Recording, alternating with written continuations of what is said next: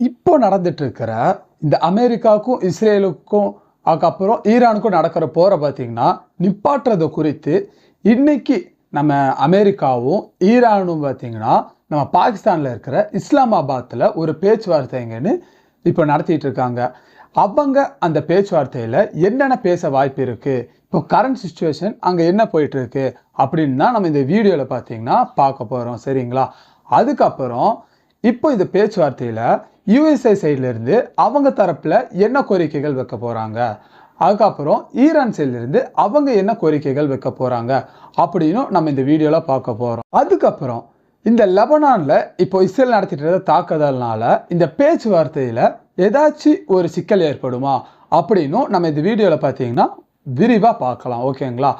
லாஸ்ட்டாக இப்போ இந்த போருங்கிறது நடந்துட்டு இருக்குல்ல, இப்போ அமெரிக்காவுக்கும் ஈரானுக்கும் இந்த போரில் ரெண்டு நாடு சைடும் என்னென்ன பாதிப்புகள் ஏற்பட்டிருக்கு அப்படின்னும் அதுக்கப்புறம் இந்த பாதிப்பில் எவ்வளோ பேர் உயிரிழந்திருக்காங்க அப்படின்னும் எல்லாத்தையும் தான் இந்த வீடியோலேயே நான் பார்த்தீங்கன்னா உங்களுக்கு புரிகிற மாதிரி சொல்ல போகிறேன். ஓகேங்களா?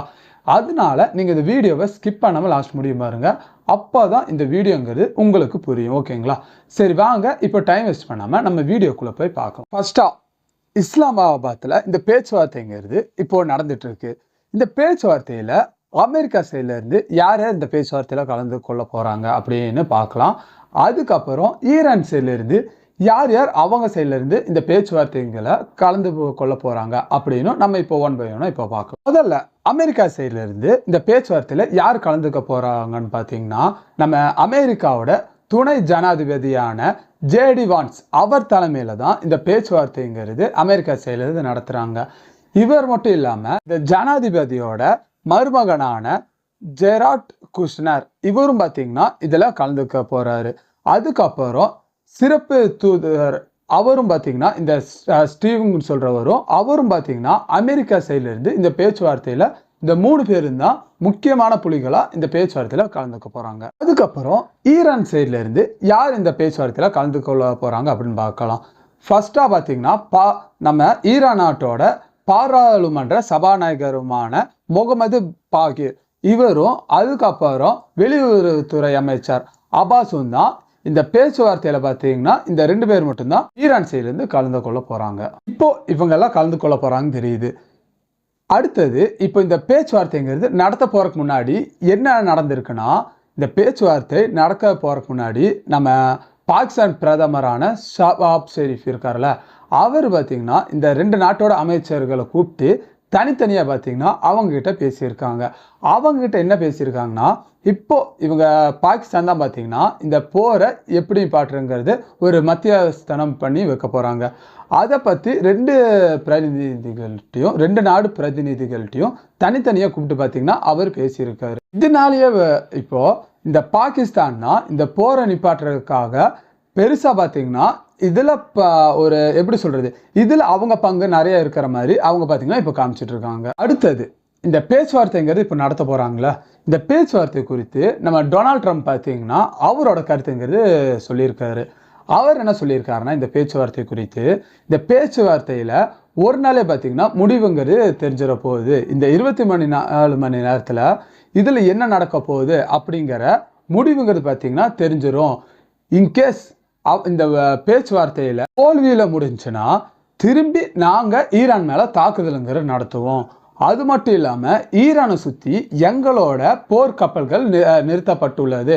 அதில் பார்த்தீங்கன்னா ஆயுதங்களாக இருக்கட்டும் இல்லை வெடிமருந்துகளாக இருக்கட்டும் அதெல்லாம் பார்த்தீங்கன்னா நிரப்பப்படும் அப்படின்னும் நம்ம ஈரானை பார்த்து ஒரு எச்சரிக்கைங்கிறது கொடுத்துருக்காரு. அதுக்கப்புறம் அடுத்தது பார்த்தீங்கன்னா இப்போ இந்த பேச்சுவார்த்தையில் இந்த இரு நாடுகளோட நிலைப்பாடு என்ன, அதுக்கப்புறம் அவங்களோட முக்கியமான கோரிக்கைகள் என்ன அப்படின்னு நம்ம இப்போ ஒன் பை ஒன்னாக பார்க்கலாம். அவங்க சைட்லேருந்து என்ன கோரிக்கை சொல்கிறாங்க, அமெரிக்கா சைட்லேருந்தும் ஈரான் சைட்லேருந்தும் அவங்க என்ன கோரிக்கை வைக்க போகிறாங்க அப்படின்னு நம்ம இப்போ பார்க்கலாம் ஒவ்வொன்றா. இந்த பேச்சுவார்த்தைங்கிறது இப்போ எப்படி நடக்க போகுதுன்னா, நம்ம அமெரிக்காவுக்கும் ஈரானுக்கும் ஃபஸ்ட்டு அவங்க ரெண்டு பேரும் மாற்றி மாற்றி தாக்குதல்கள் நடத்திட்டு இருந்தாங்க. இதுக்கு இடையில தான் இந்த பேச்சுவார்த்தைங்கிறது இப்போ நடக்க போகுதுல இப்போ நடந்துட்டு இருக்குன்னே சொல்லலாம். சரி, நம்ம இப்போ ஃபர்ஸ்ட்டாக பார்த்தீங்கன்னா அமெரிக்கா சைட்லேருந்து அவங்களோட முக்கியமான கோரிக்கைகள் என்னென்ன சொல்லியிருக்காங்க அப்படின்னு இப்போ நம்ம பார்க்கலாம். ஃபர்ஸ்ட் பாயிண்ட் பார்த்தீங்கன்னா, ஈரான்ல இருக்கிற அணு ஆயுத திட்டங்களுக்கு பார்த்தீங்கன்னா அவங்க முற்றுப்புள்ளி வைக்க வேண்டும் அப்படின்னு நம்ம அமெரிக்கா சைடுல இருந்து ஃபர்ஸ்ட் பாயிண்ட்டுங்கிறது சொல்லியிருக்காங்க. அதுக்கப்புறம் இந்த ஹர்முஸ் கால்வாய் இருக்குல்ல, இதை பார்த்தீங்கன்னா முழுமையா அவங்க திறக்க வேணும் அப்படின்னு சொல்லியிருக்காங்க. அது மட்டும் இல்லாம இந்த சர்வதேச கப்பலுக்கு பார்த்தீங்கன்னா இந்த போக்குவரத்துக்கு எந்த ஒரு இடையூறு இன்றி அங்க பார்த்தீங்கன்னா போக்குவரத்து சீராக இருக்க அவங்க பார்த்தீங்கன்னா உறுதி அளிக்கணும் அப்படின்னு சொல்லியிருக்காங்க. அதுக்கப்புறம் இந்த ஹிஸ்புல்லா இந்த மாதிரி குழுக்கள்லாம் இருக்காங்களே அவங்களுக்கு தர இந்த ஆதரவை பார்த்தீங்கன்னா ஈரான் கவர்மெண்ட் முற்றிலுமா நிறுத்த வேணும் அப்படின்னு சொல்லியிருக்காங்க. அதுக்கப்புறம் ஈரான் பிராந்திய ஆயுத குழு இருக்காங்களே அவங்களுக்கும் பார்த்தீங்கன்னா நீங்க அளிக்கிற இந்த ஆதரவு பார்த்தீங்கன்னா முற்றிலுமா நீங்க நிறுத்தணும் அப்படின்னு பார்த்தீங்கன்னா சொல்லியிருக்காங்க. இதெல்லாம் பார்த்தீங்கன்னா நம்ம அமெரிக்கா பார்த்தீங்கன்னா அவங்க சைடுல இருந்து சொன்ன கோரிக்கைகள். அடுத்தது ஈரான் சைடுல இருந்து அவங்க என்ன முக்கிய கோரிக்கைகள் வச்சிருக்காங்க அப்படின்னு நம்ம இப்போ நம்ம பார்க்கலாம். ஃபர்ஸ்ட் பாயிண்ட் அவங்க என்ன சொல்லியிருக்காங்கன்னா பண முடக்கம் நீக்கணும் அப்படின்னு சொல்லியிருக்காங்க. பண முடக்கம்னா என்னன்னா இப்போ இந்த ஈரானோட இந்த வெளிநாட்டில் இருக்கிற வங்கிகளில் ஈரானோட சொத்துக்களாக இருக்கட்டும் இல்லை அவங்களோட பணங்களாக இருக்கட்டும் அதெல்லாம் இருக்கும்ல, அதை பார்த்தீங்கன்னா இப்போதைக்கு இவங்க அமெரிக்கா பார்த்தீங்கன்னா முடக்கி வச்சிருக்காங்க. அதை பார்த்தீங்கன்னா விடுவிக்க வேண்டும் அப்படின்னு சொல்லியிருக்காங்க. அதுக்கப்புறம் நம்ம ஈரான் சைடில் இருந்து வந்த செய்தியின்படி இப்போ என்ன சொல்றாங்கன்னா இது கத்தாரில் இருக்கிற பேங்க்லையா இருக்கட்டும் இல்லை பிற நாடுகளில் இருக்கிற பேங்க்லையா இருக்கட்டும் இவங்களோட ஈரானோட பணங்கள் அதுக்கப்புறம் அந்த சொத்துக்கள்லாம் அவங்க பிளாக் பண்ணி வச்சிருக்காங்களே அதை பார்த்தீங்கன்னா அமெரிக்கா விடுவிக்க சம்மதிச்சிட்டாங்க அப்படின்னு அவங்க சைட்லேருந்து இப்போ ஈரான் சைட்லேருந்து பார்த்தீங்கன்னா தகவலுங்கிறது அவங்க சொல்லி. அதுக்கப்புறம் இந்த யுரேனிய செறிவூட்டல் உரிமையை பார்த்தீங்கன்னா எங்களுக்கு வேணும்னு கேட்டிருக்காங்க. அப்படி என்ன உரிமைங்கிறது கேட்டிருக்காங்கன்னா நாங்கள் பார்த்தீங்கன்னா அணு ஆயுத போவதில் என்ன நாங்கள் உறுதி அளித்தாலும் ஆனால் இந்த யுரேனியத்தை செறிவூட்டும் உரிமையை பார்த்தீங்கன்னா நாங்கள் தக்க வைத்து கொள்ள வேண்டும் அப்படின்னு பார்த்தீங்கன்னா ஈரான் சைட்லேருந்து அவங்க சொல்லியிருக்காங்க. அதுக்கப்புறம் இந்த வளைகுடா நாடுகளில் இருக்கிற அமெரிக்காவோட படைகளாக இருக்கட்டும் அதுக்கப்புறம் அமெரிக்காவோட கப்பல்களாக இருக்கட்டும் எல்லாத்தையும் பார்த்தீங்கன்னா நீங்கள் வெளியேற்ற வேண்டும் அப்படின்னு பார்த்தீங்கன்னா அவங்க சைட்லேருந்து அவங்க கோரிக்கைகள் எடுத்து வச்சுருக்காங்க. இதெல்லாம் தான் இந்த ஈரான் சைட்லேருந்து அவங்க வச்ச பார்த்தீங்கன்னா கோரிக்கை. அடுத்தது இப்போ என்னதான் இந்த பேச்சுவார்த்தைங்கிறது சுகமமாக போனாலும் இந்த பேச்சுவார்த்தையில் பார்த்தீங்கன்னா இந்த லெபனான் நாட்டுக்குள்ளே இப்போ இந்த தாக்குதல்ங்கிறது போயிட்டு இருக்குல்ல, இதனாலேயே இந்த பேச்சுவார்த்தையில் பெரிய ஒரு சிக்கல் வரலாம் அப்படின்னு சொல்லிட்டு இருக்காங்க. எதனால இந்த லெபனான் நாட்டுக்குள்ளே இப்போ இந்த போருங்கிறது போயிட்டு இருக்குல்ல, இந்த சிக்கல் எதனால வரப்போகுது அப்படின்னு இப்போ அடுத்து நம்ம இப்போ ஒவ்வொன்றா பார்க்கலாம். ஃபர்ஸ்ட்டாக பார்த்தீங்கன்னா நான் சுருக்கமாக சொல்லிடுறேன் எதனால இந்த பேச்சுவார்த்தையில் இந்த ஹிஸ்புல் நம்ம லெபனான் நாட்டில் இருக்கிற அந்த போர்னால இந்த இவங்க பேச்சுவார்த்தையில் இடையூறு வருது அப்படிங்கிறத. எதனாலனா இப்போ இந்த பேச்சுவார்த்தையில் பார்த்தீங்கன்னா ஃபர்ஸ்ட்டாக ஒரு பெரிய சவாலாக இருக்க போகிறது இந்த லெபனான் நாட்டுக்குள்ளே நம்ம இஸ்ரேல் நடத்துகிற தாக்குதல்லாம். அவங்க பார்த்தீங்கன்னா நாங்கள் அங்கே இருக்கிற ஹிஸ்புல்லாவை கொல்ல போகிறோன்னு அங்கே இருக்கிற பொதுமக்களை பார்த்தீங்கன்னா அங்கே கொண்டுட்டு வராங்க. இதனாலேயே இந்த பேச்சுவார்த்தையில் இந்த போரை வச்ச பார்த்தீங்கன்னா ஒரு எப்படி சொல்கிறது ஒரு பெரிய சவாலாக இருக்கும்னு நான் நினைக்கிறேன். இதுக்கு இஸ்ரேலோட நிலைப்பாடு என்ன அப்படின்னு இப்போ நம்ம பார்த்துடலாம். இஸ்ரேல் தரப்புலேருந்து அவங்க என்ன சொல்கிறாங்கன்னா நாங்கள் பார்த்தீங்கன்னா நாங்களாக இருக்கட்டும் இல்லை எங்களோட இராணுவங்களாக இருக்கட்டும் நாங்கள் இந்த போர் நிறுத்தங்கிறது நாங்கள் ஈரானோட மட்டும்தான் நாங்கள் ஒப்புக்கொண்டு இருக்கோம். இந்த லெபனான் நாட்டுக்குள்ளே பார்த்தீங்கன்னா எந்த வகையிலும் நாங்கள் இந்த போர் நிறுத்தங்கிறது நாங்கள் ஒப்புக்கொள்ளவில்லை. நாங்கள் லெபனான் நாட்டுக்குள்ள தாக்குதல் நடத்துவோம். இதில் பார்த்தீங்கன்னா நாங்கள் திட்டவட்டமாக இருக்கோம் அப்படின்னு பார்த்தீங்கன்னா இஸ்ரேல் சைட்லேருந்து அவங்க சொல்லியிருக்காங்க. இதுக்கு ஈரான் சைட்லேருந்து என்ன ஒரு எச்சரிக்கை கொடுத்துருக்காங்க அப்படின்னு இப்போ அடுத்து நம்ம பார்க்கலாம். ஹெஸ்புல்லா மேலே இதே மாதிரி தாக்குதலை நீங்கள் தொடர்ந்து நடத்திட்டே இருந்தீங்கன்னா நாங்கள் இந்த போர் நிறுத்த ஒப்பந்தத்தில் இருந்து பார்த்தீங்கன்னா விலகி கொள்ள நேரிடும் அப்படின்னு ஈரான் சைட்லேருந்து அவங்க சொல்லியிருக்காங்க. என்னத்தான் ஈரான் பார்த்தீங்கன்னா இந்த மாதிரி ஒரு எச்சரிக்கைங்கிறது கொடுத்தாலும் இஸ்ரேல் நம்ம லெபனான் நாட்டுக்குள்ளே தாக்குதல்ங்கிறது தொடர்ந்து தான் இருக்குது. இந்த லெபனானில் பார்த்தீங்கன்னா இஸ்ரேலிய வான்வெளி தாக்குதல் பார்த்தீங்கன்னா தொடர்ந்து அங்கே நடத்திட்டு தான் இருக்காங்க. உங்களுக்கு குறிப்பிட்டு சொல்லணும்னா இந்த ஏப்ரல் 8ஆம் தேதியில் அங்கே நடத்தப்பட்ட தாக்குதலில் மட்டும் ஒரே நாள் சரிங்களா ஒரே நாளில் அங்கே நடத்தப்பட்ட தாக்குதலில் மட்டும் 300க்கும் மேற்பட்டவர் பார்த்தீங்கன்னா அங்கே அவங்க இஸ்ரேல் சைட்லேருந்து கொல்லப்பட்டிருக்காங்க.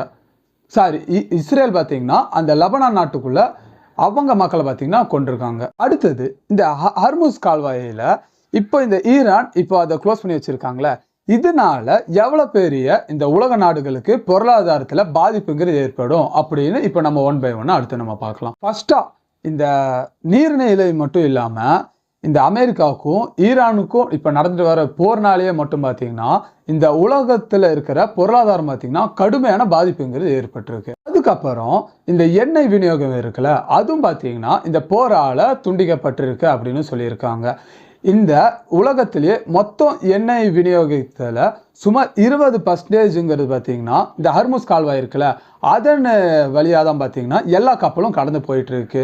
அப்படி கடந்து போகிற கப்பல்களை இப்போ ஈரான் கவர்மெண்ட் என்ன பண்ணியிருக்காங்க, அந்த ஹர்முஸ் கால்வாய் பார்த்தீங்கன்னா இப்போதைக்கு க்ளோஸ் பண்ணி வச்சுருக்காங்க. இதனால மட்டும் அங்கே அந்த ஹர்முஸ் கால்வாய் க்ளோஸ் பண்ணால மட்டும் அங்கே ஹர்முஸ் கால்வாய்க்குள்ள 600க்கும் மேற்பட்ட கப்பல்கள் பார்த்தீங்கன்னா அங்கேயே இது வரைக்கும் இன்னும் சிக்கி கொண்டு தான் இருக்குது. இப்போ இந்த மாதிரி கப்பல்கள் இங்கே தேக்கம் அடைஞ்சிருந்துச்சுன்னா என்ன ஆகும், என்ன இந்த கச்சா எண்ணெய் விலைங்கிறது பார்த்தீங்கன்னா உயர்ந்திருக்கு. ஒரு பேரலோட கச்சா எண்ணெய் விலைங்கிறது எது முடியும் தொட்டு இருக்குன்னா $119.50 முடிக்கும் பார்த்தீங்கன்னா தொட்டிருக்கு. இது எப்படி சொல்கிறது, நம்ம இந்தியாவாக இருக்கட்டும் இல்லை மற்ற நாடுகளுக்கு மட்டும் தான் பாதிப்பான்னு கேட்டிங்கன்னா அப்படி இல்லாமல் நம்ம அமெரிக்கா இருக்குல்ல, அந்த நாடுக்கு பார்த்தீங்கன்னா பெரும் பாதிப்புங்கிறது ஏற்பட்டிருக்கு. அங்கே ஒரு எப்படி சொல்கிறது, ஒரு லிட்டர் பெட்ரோல் விலைங்கிறத பார்த்தீங்கன்னா 55 சென்ட்கள் வரைக்கும் பார்த்தீங்கன்னா அங்கே உயர்ந்திருக்கு. அடுத்தது என்னத்தான் இந்த ஹர்முஸ் கால்வாயை இந்த ஓப்பன் பண்ணி நாங்கள் விடுறோம் அப்படின்னு இந்த போர் ஒப்பந்தத்தில் ஈரான் சொல்லியிருந்தாலும் இப்போ அவங்க சைட்லேருந்து புது நிபந்தனைகள் அவங்க வச்சுட்டு இருக்காங்க. இன்கேஸ் நீங்கள் இந்த ஹர்முஸ் கால்வாயை கடந்து போகணுன்னா எங்களுக்கு பார்த்தீங்கன்னா இவ்வளோ நீங்கள் பணம் நீங்கள் கட்டணும் அப்படிங்க அவங்க ஈரான் சைட்லேருந்து பார்த்தீங்கன்னா புது நிபந்தனைகளை அவங்க நிறையா கொண்டு வந்துட்டு இருக்காங்க. இதனாலேயே இந்த ஹர்முஸ் கால்வாயை கடந்து போகிற கப்பல்களின் நிலைங்கிறது வெறும் 10% மட்டும்தான் இந்த ஹர்முஸ் கால்வாயை கடந்து போயிட்டு இருக்க கப்பல்கள்லாம். லாஸ்ட்டாக இந்த போரில் இப்போது அமெரிக்காவாக இருக்கட்டும் இல்லை ஈரானாக இருக்கட்டும், இவங்களோட மனிதர்கள் அதுக்கப்புறம் இந்த இராணுவ இழப்புகள் எவ்வளோ நடந்திருக்கு அப்படின்னு இப்போ ஒன் பை ஒன்னாக இப்போ நம்ம அடுத்தது பார்க்கலாம். ஃபர்ஸ்ட்டாக இந்த போர்னால பலியானவர்கள் எண்ணிக்கை இது வரைக்கும் எவ்வளோ அப்படின்னு பார்த்துடலாம். நம்ம ஈரானில் பார்த்தீங்கன்னா இந்த போரால் பலியானவர்கள் எண்ணிக்கை இது வரைக்கும் எவ்வளோனா 3636 பேர் பார்த்தீங்கன்னா இந்த போரால் பலியாயிருக்காங்க. அதுவே நீங்கள் இஸ்ரேல் நாளில் எடுத்துட்டீங்கன்னா 26 பேர் மட்டும்தான் அங்கே பார்த்தீங்கன்னா பலியாயிருக்காங்க. அதுக்கப்புறம் இந்த அமெரிக்காவை சேர்ந்தவங்க பார்த்தீங்கன்னா 13 வீரர்கள் இராணுவ வீரர்கள் பார்த்தீங்கன்னா அங்கே உயிரிழந்திருக்காங்க. இருக்கிறதுலே மோசமான விஷயம் என்னன்னா நம்ம லெபனான் நாட்டில் மட்டும் இதுவரைக்கும் இந்த போரால் அங்கே இழந்தவர்கள் எண்ணிக்கை எவ்வளோன்னு பார்த்தீங்கன்னா 1953 பேர் பார்த்தீங்கன்னா உயிரிழந்திருக்காங்க அப்படின்னு இப்போதைக்கு அங்கே ஒரு கணிப்புங்கிறது இப்போ போயிட்டு இருக்கு. அதுக்கப்புறம் இராணுவ இழப்புகள் எவ்வளோ நடந்திருக்கு அப்படின்னு பார்த்துடலாம். நம்ம ஈரான் சைட்லேருந்து இராணுவ இழப்புகள்னு எடுத்துட்டிங்கன்னா 19 போர்க்கப்பல்கள் பார்த்தீங்கன்னா அவங்க சுட்டு வீழ்த்திருக்காங்க அப்படின்னு நம்மளுக்கு செய்திங்க கிடச்சிருக்கு. அதுவே அமெரிக்கா சைடில் எடுத்துட்டிங்கன்னா F-15E போர் விமானமும் அதுக்கப்புறம் A-10 தாக்குதல் விமானங்களும் பார்த்தீங்கன்னா இதை போரில் சுட்டு வீழ்த்தப்பட்டிருக்கு அப்படிங்கிற நியூஸுங்கிறது நம்மளுக்கு கிடச்சி. லாஸ்ட்டாக என்னோட கருத்து இதை போரில் அப்படி என்னன்னு கேட்டிங்கன்னா, இப்போதைக்கு இங்கே இப்போ நம்ம பாகிஸ்தானில் நடக்கிற இந்த பேச்சுவார்த்தை இஸ்லாமாபாத்தில் நடக்கிறதுல இந்த பேச்சுவார்த்தையெல்லாம் பார்த்தீங்கன்னா எல்லா பெரிய நாடுகளோட கண்களும் இருக்கும்னு நான் நினைக்கிறேன். அது மட்டும் இல்லாமல் இந்த பேச்சுவார்த்தைங்கிறது உடனடியாக பார்த்தீங்கன்னா அதில் என்ன பேசியிருக்காங்க அப்படிங்கிறது பார்த்தீங்கன்னா தெரிந்துவிடும் அப்படின்னு நான் நினைக்கிறேன். உங்களோட கருத்து என்ன? இந்த பேச்சுவார்த்தைங்கிறது நடத்திட்டு இருக்காங்களா, இந்த பேச்சுவார்த்தையில் அவங்க என்ன பேசி முடிவெடுக்க போகிறாங்க நீங்கள் நினைக்கிறீங்க அப்படிங்கிற உங்கள் கருத்து என்னங்கிறது கீழே கமெண்ட்ஸில் கண்டிப்பாக சொல்லிட்டு போங்க, ஓகேங்களா? அதுக்கப்புறம் உங்களுக்குன்னு ஒரு ஐடியா இருக்கும்ல, இந்த போரை நிப்பாட்டுறதுக்கு உங்களுக்கு இப்போ நீங்கள் ஒரு பெரிய ஒரு அதிகாரியாக இருந்தீங்கன்னா சும்மா ஒரு கற்பனைக்கு, ஓகேங்களா? நீங்கள் ஒரு பெரிய அதிகாரியாக இருந்தீங்கன்னா உங்களோட பாயிண்ட் ஆஃப் வியூலேருந்து இந்த போரை நிப்பாட்டுறதுக்காக நீங்கள் என்ன பாயிண்ட்ஸ் எல்லாம் தருவீங்க அப்படிங்கன்னு கீழே கமெண்ட்ஸில் சொல்லிட்டு போங்க, ஓகேங்களா? இந்த வீடியோவை நீங்கள் இவ்வளோ நேரம் பார்த்துருந்தீங்கன்னா இந்த வீடியோக்கு ஒரு லைக் கொடுத்துட்டு நம்ம சேனலுக்கு இப்போ தான் நீங்கள் ஃபஸ்ட் டைம் வரீங்கன்னா நம்ம சேனலையும் சப்ஸ்கிரைப் பண்ணி வச்சுக்கோங்க, சரிங்களா? உங்களை இன்னொரு வீடியோவில் நான் சந்திக்கிறேன். தேங்க்யூ.